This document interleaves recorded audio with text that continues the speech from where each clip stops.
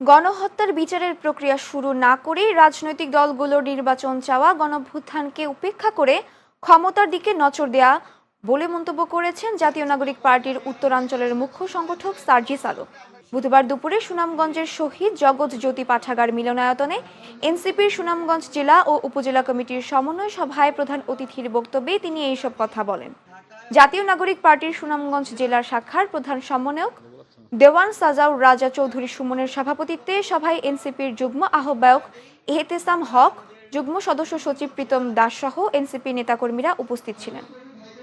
এই যে এত বড় একটা গণহত্যা হলো বাংলাদেশে, হাজারের অধিক মানুষকে এভাবে হত্যা করা হলো, এইরকম করে বিচার বহির্ভূত হত্যাকাণ্ড, গুম খুন হাজারে হাজারে হয়েছে এই বাংলাদেশে 16 বছরে, এবং একটা এত বড় জুলাই গণহত্যা হয়েছে।